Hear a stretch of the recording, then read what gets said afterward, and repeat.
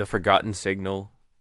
The stars were quiet that night, far beyond the edge of any known star map. In a lonely part of the galaxy, a signal burst into the void. It was not loud. It was not flashy. It was ancient in form, sent on an old frequency that only the oldest, most advanced species remembered. It was not meant for humans. It was a distress signal. A cry from a forgotten world, desperate, fearful, and nearly lost in the noise of space. Most of the powerful empires who received the signal ignored it. Some were too busy with politics, others too afraid to enter the region the signal came from. And some just didn't care. But Earth did something different on a quiet orbital station. Called Listening Post Theta, a small team of humans worked in silence. They monitored the outer galaxy just in case. Their screens flashed and blinked with meaningless data. Every day. Then, something strange happened. The signal arrived. It wasn't a voice or a video, just a series of pulses, long, short, long, repeated every 22 seconds. Nothing more. Commander Luke, the man in charge, leaned forward. He was a quiet man, sharp eyes, calm voice. He had been stationed here for years, mostly listening to silence. But this was different. He tapped the screen. Trace it. A young technician blinked. It's from the Shadow Zone, sir, near the Dark Colonies. The Shadow Zone was where few dared to travel. An old sector full of dead stars and ruined stations. A place long forgotten. Luke didn't hesitate. Decode it. It took 5 minutes. The signal translated into 3 simple words. Help. Under attack. Luke stood up. Send it to Earth High Command. Priority red. But, sir, the technician said slowly, that signal, it wasn't meant for us. The encryption ... It's old alien tech. Ancient protocol. It's not meant for human receivers. Luke didn't blink. Doesn't matter. Back on Earth, in a deep command bunker beneath the Arctic surface, the signal flashed on screens. Leaders gathered. Military officers debated. No one had contacted Earth. No one asked for their help, but someone needed it. And that was enough. Hours later, Earth's fastest strike vessel, the Iron Will, was pulled from deep dock. It had a black hole with no markings. Its crew was experienced, but quiet. No speeches, no questions. Just silent preparation. Luke stepped onto the bridge. His eyes scanned the crew, pilots, engineers, medics, soldiers. This isn't a war mission, he said softly. We don't know what's out there. But someone asked for help, and nobody else is moving. A young woman raised her hand. Sir, we don't have orders from the council. What if they object? Luke stared at her. They didn't answer the call. We did. The ship launched before sunset. Across the galaxy, in the Grand Council chambers of Kelto Prime, tall aliens in shiny robes argued. The signal was a mistake. It's not our responsibility. If we respond, we risk war. Let the lesser races handle it. No one mentioned Earth. No one thought to. Why would they? Earth was quiet. Too new. Too wild. The last to join the stars. The first to be laughed at. But Earth had been listening. As the Iron Will tore across the stars. Slicing through slip space, its sensors scanned forward. The crew had no idea what they were flying into. Was it a trap? A dying world? An old war zone? They didn't care. Their duty was simple. Respond to the call. Back in the dark part of the galaxy. The signal blinked again. Help. Under attack. No. One else was coming. But the humans were on their way. Asterisk. No place for humans. The Council of Worlds met under the glowing dome of Kelto Prime. Their great chamber was filled with tall chairs. Shining. Banners and voices that never stopped speaking. Every major race had a seat. Every voice had weight. Every decision moved slowly, floating above the center of the room. A massive hologram displayed the origin point of the strange signal, a lonely colony in the Shadow Zone. The hologram spun slowly, with red warning symbols blinking across the map. The message was ancient protocol, said one ambassador with silver skin and narrow eyes. It was only meant for council-recognized members. The source is not even in our control anymore. said another with a long neck and golden robes. That zone is lost. Sending help would be suicide. Whispers and nods followed. No one wanted to risk their ships or soldiers in a dead sector. And what of Earth? A voice asked from the side. It came from a short, broad being with rough brown skin. Our scans show a human vessel entered slip space destination. The signal. The room fell silent for a moment, then laughter. Earth?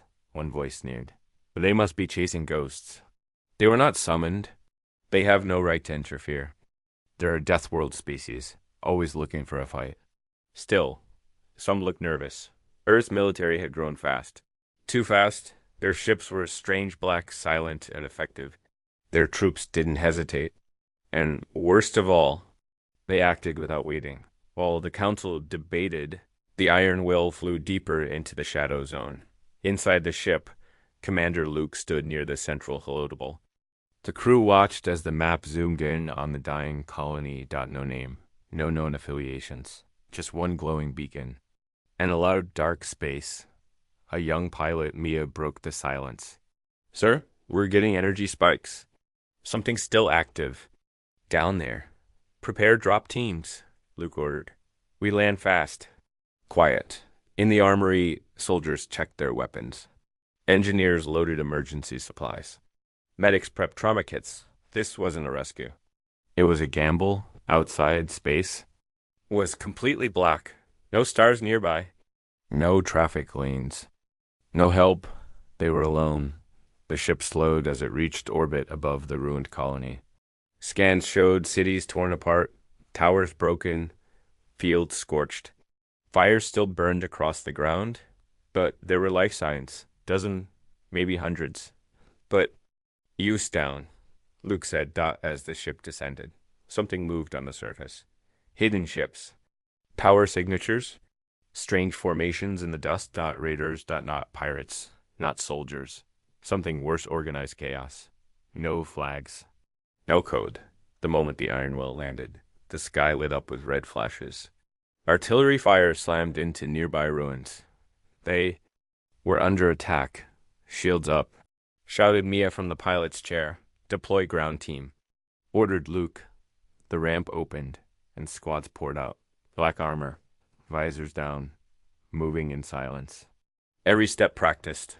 Every formation tight. Laser. Fire burned the air. But humans didn't run. They pushed forward. Inside a half-collapsed bunker.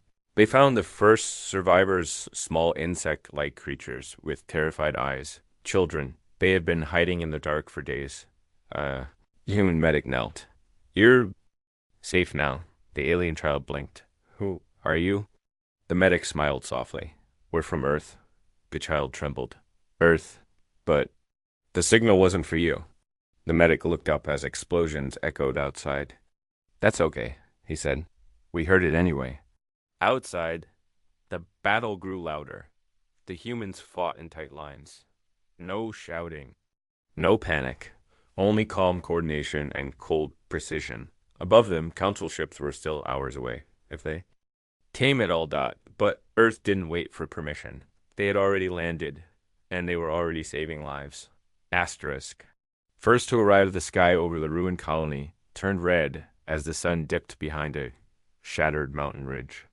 Smoke rose in thick columns from the burned cities. The wind carried ash across the broken buildings like falling snow. The Iron Will sat firmly in the center of a ruined courtyard, its hull scorched but strong. Around it, humans moved with purpose, securing a perimeter, setting up defenses, and searching for more survivors.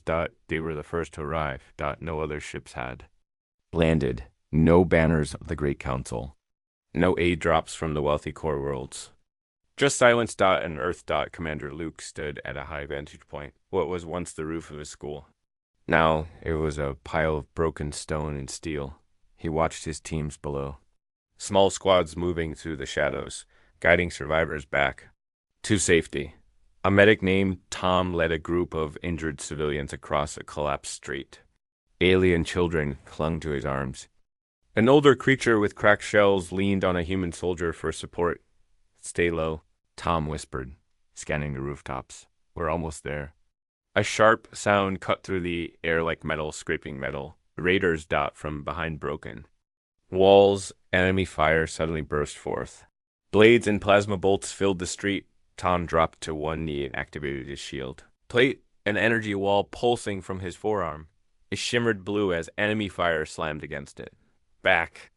Get behind me, he shouted. The children obeyed, huddling behind him as bullets sparked on the shield. Then came the reply. From the shadows, two human snipers opened fire. Clean, silent shots. The raiders dropped one by one. Another squad flanked from the side. Fast and quiet, ending the ambush in seconds. Tom stood, breathing hard. Let's move. When they reached the safety zone, one of the alien elders looked up with wide eyes. You are human? Tom nodded, helping him sit. That's right. The elder's voice shook. But you weren't supposed to come. No, Tom said, but someone needed to. Inside the command tent, Luke reviewed reports. Dozens of survivors found. Enemy forces larger than expected. Still no word from the council. A tech officer entered. Commander, long-range scans. Show council ships. Just outside the system. Luke raised an eyebrow. Approaching. The officer shook his head. They're waiting, watching. No response to our hails. Luke stared at the screen for a long time. They're afraid. Of what? He didn't say. He turned back to the map. Red markers showed enemy clusters moving around the outskirts. More were coming. They would try again. Prepare full defenses, he ordered. We hold this ground. The humans worked fast. Turrets were set. Drone swarms launched. Barricades went up. Medical tents filled. Every soldier knew their place. This wasn't a rescue anymore. It was a stand. Hours passed. Then the horizon lit up again. Dozens of enemy ships descended fast and reckless. Raiders screamed across the sky, firing at anything that moved. But Earth was ready. The turrets locked on and fired. Sky turned to fire. The first wave was cut down before they reached the ground. The few who landed were met with wall after wall of gunfire. The humans didn't flinch. From his position, Luke watched the smoke and fire. His communicator buzzed. Commander, one of the alien survivors wants to speak. Send him in. An older insectoid stepped into the tent. He was limping, his shell cracked, but his eyes were strong. You humans, he said slowly. Why are you here? Luke stood. We heard your call, but we did not send it to you. Luke looked him in the eye. You didn't have to. The alien lowered his head. The council didn't come. They said we weren't worth the risk. Luke's voice was quiet. We don't ask if someone is worth it. If you're in danger, we answer. The alien nodded slowly. Then, thank you, human. You were the first. Luke didn't smile. He simply turned back to the battle map, because more were coming, and Earth wasn't leaving. Asterisk the battle begins dawn broke over the ruined colony, but it brought no peace. The sky was orange with smoke, and the air was thick with the smell of fire and melted steel. The ruins stretched far in every direction, blackened towers, crushed buildings, shattered roads dot at the heart of the colony. The humans stood like an iron wall. The enemy had regrouped. Scouts reported the raiders were preparing a massive push. Hundreds, maybe more. They were bringing heavier weapons, tanks, crawlers, and low-flying gunships. The humans had only one ship, a few ground units, and a handful of automated turrets, but they were ready. Commander Luke stood beside his officers. Around the halotable, red dots swarmed on the display. They're going to try to overrun us from all sides, said one soldier. Let them try. The humans began preparing every inch of ground. Drones buzzed through the skies, scanning. Traps were set in the narrow streets. Turrets reposition. Defensive shields recharge, and still no word from the council fleet watching. Nearby, they were simply observing. In the shelter tunnels beneath the colony, alien civilians huddled together. Some had wounds, many were starving. All looked scared.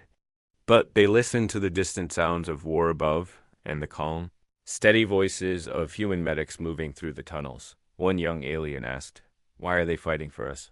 His mother shook her head. I don't know. But they haven't left us. Above ground, the first wave began. Enemy ships screamed down from the clouds. Gunfire rained across the field. Massive crawlers rolled through the streets, blasting buildings apart. But Earth's soldiers did not retreat. They held their lines. Calm, focused. A squad of humans moved through the smoke, shoulder to shoulder, weapons tight. They moved like one being, swift, silent, deadly. When the enemy tried to flank from the east, the humans were already there. When a massive raider tank rolled into the square, a human engineer slipped under it with a magnetic mine and blew its core apart. When one human was hit, two more covered him. A medic dragged him back while others fired without missing a beat. A human sniper on a rooftop picked off enemy commanders from over a kilometer away. Each shot counted. No waste, no mercy. From the command post, Luke watched the battlefield.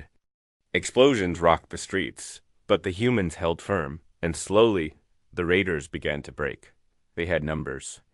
They had rage, but Earth's forces had something more. Control, discipline, and purpose. One alien survivor peeked from a crack in a wall and saw a young human soldier standing tall in the middle of the chaos. His armor was scorched and blood ran down his arm, but he never stepped back. He kept firing, protecting. That moment spread. Alien survivors saw what humans did, and they stopped being afraid of them. Inside the tunnels, one young alien turned to a human medic. We want to help. Tell us what to do. The medic nodded. Help carry the wounded. Help spread supplies. That's how we fight too. As the battle raged into the evening, something strange began to happen. The enemy stopped pushing. They started retreating. The humans had not just held the line. They had won the day. At the end of the battle, fires still burned. Smoke still drifted. But the ground was theirs. Commander Luke walked among the ruins. Bodies of raiders lay scattered. But the humans had lost few. Their armor, their tactics, and their will had saved lives. He looked up at the sky. Still no council landers. Still no help from Galaxy. But the job was done. One of the alien elders approached him, limping. You have no reason to fight here. The elder said softly, But you did. Luke nodded once. Because no one else would. The elder looked out across the burning horizon. The galaxy will remember this. Luke's voice was steady. That's not why we came. Then he turned to the next task. There was still work to do. Because the war wasn't over yet. But Earth had already shown who they were. Asterisk Galaxy takes notice. The colony was quiet now. But the silence felt heavy, like the pause between lightning and thunder. Ash still floated in the air. Craters and shattered walls marked the human defense lines. The wrecks of enemy machines smoked in the streets, while drones flew overhead, scanning for signs of a second wave, but it didn't come. The enemy had fled. Inside the Iron Will, Commander Luke stood in the main chamber, reviewing battle data. Casualties, low. Enemy count, massive. Defense, successful. Still no transmission from the Council fleet. He turned to his officer. Are they still holding position? Yes, sir. They've been sitting in orbit since yesterday. No response to our comms. Luke narrowed his eyes. Open a line. Public channel. The officer blinked. Sir, that's everyone will hear. Luke nodded. Good. He stepped in front of the holo screen, his armor scarred, dirt on his face. Voice calm. This is Commander Luke of Earth's vessel, Iron Will. The colony is secure. Civilians are alive. Hostile forces repelled. We request no aid. We expect no recognition. But let it be known, someone cried for help, and Earth answered. He paused, even when we were not called. Then he ended the message. Within minutes, that short message spread across the Council fleet, across Allied and neutral systems, even to enemy networks. And the galaxy noticed. On Kelto Prime, the Council chambers buzzed. Representatives whispered. Screens replayed the human broadcast again and again. They sent only one ship. They were the first to arrive. They asked for nothing. The silver-skinned ambassador, who once laughed at Earth, now sat silently. Eyes fixed on the replay. They did what we would not, one elder said, or could not, whispered. Another. Some still frowned. They had no right, muttered a tall being with green markings. Perhaps, said a quiet voice at the edge of the table. But they had the courage. And for the first time in many sessions, the chamber fell quiet. Meanwhile, on the colony below, the aliens began to rise, not in fear, but in hope. The survivors started helping rebuild. Human engineers worked beside insectoid builders. Medics shared supplies. Children who had been hiding for days now laughed as they played in the clean streets. Commander Luke walked through the city center. Now cleared of rubble, small flags. From Earth and the colony flew side by side. An elder walked beside him. We did not think anyone would come. And when we saw humans, we feared the worst. Luke didn't stop walking. Why? Asterisk, the elder's voice was soft. Because the galaxy says you're dangerous, unpredictable, violent.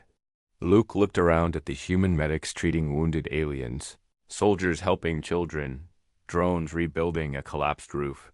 We can be, he said. But only when someone needs us to be. The elder nodded. You were not invited.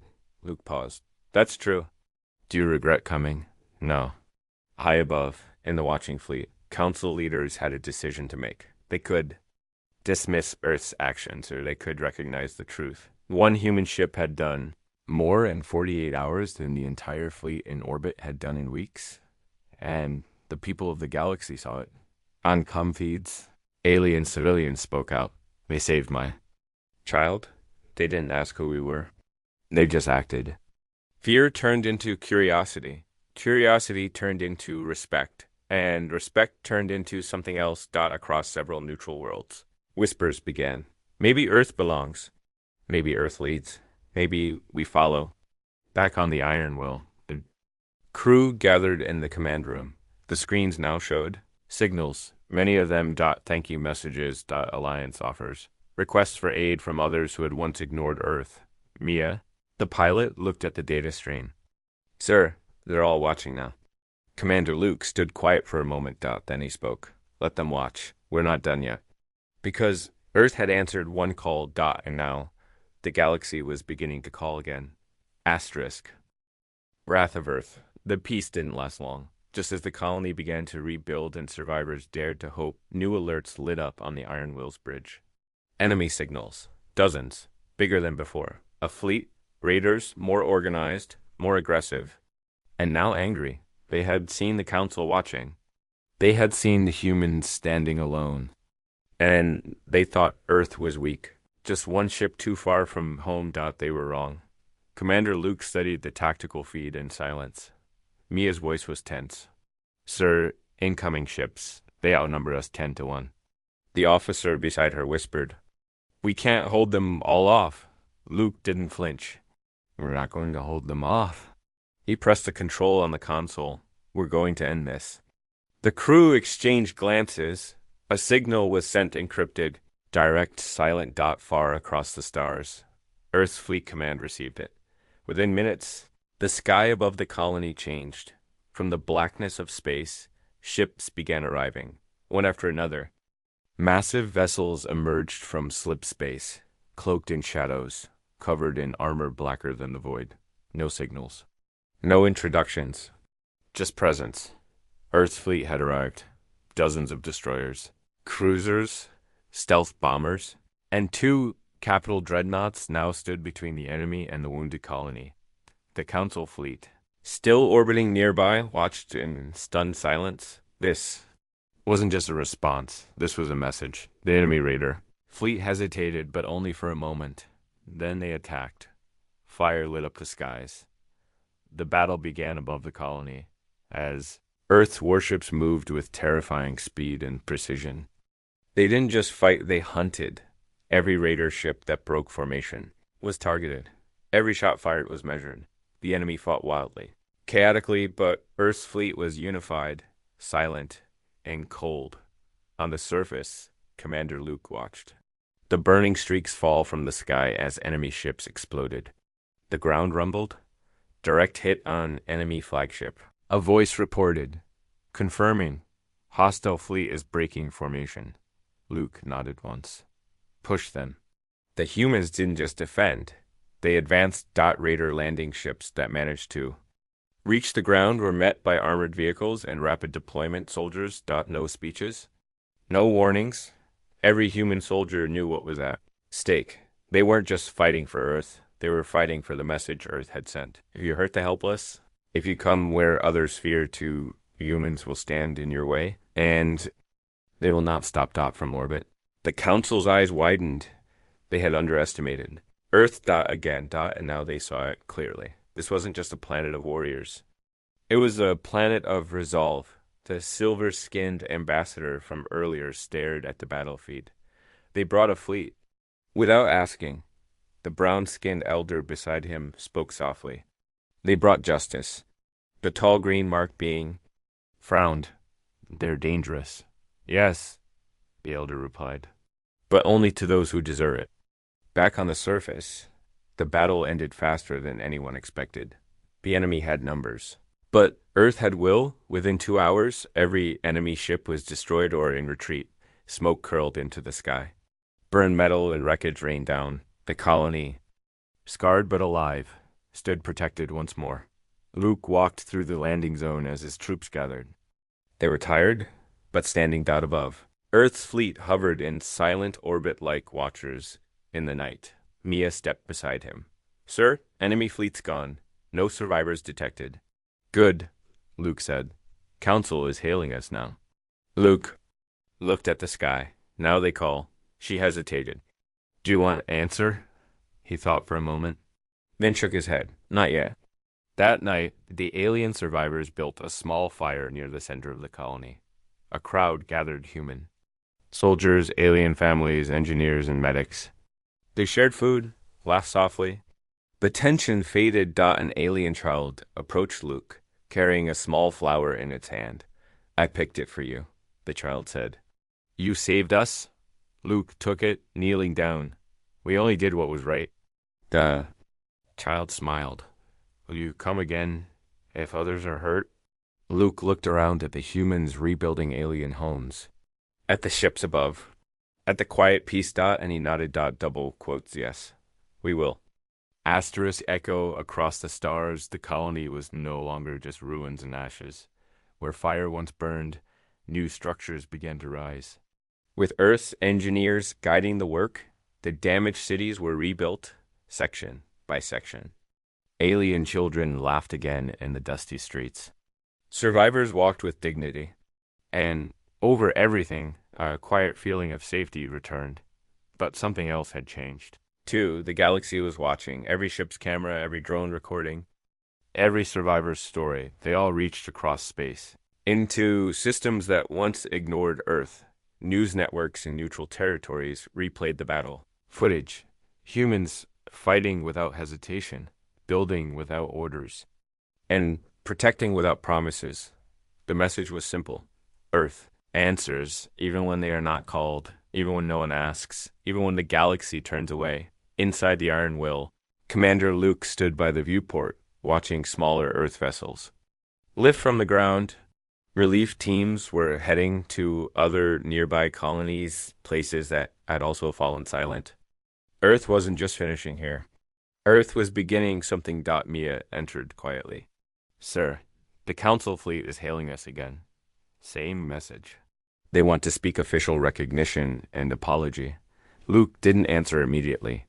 He stared at the stars. They watched, he said softly. Watched and did nothing.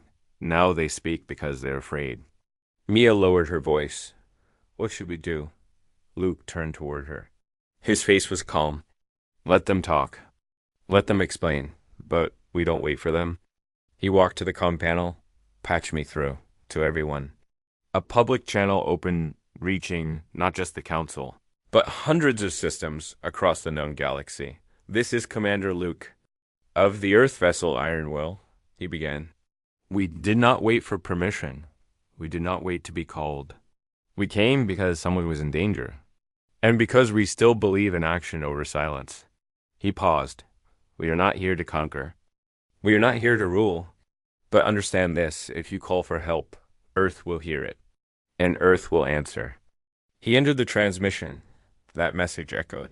On trade worlds, alien merchants played it on their storefront screens. On council planets, citizens whispered about it in crowded halls.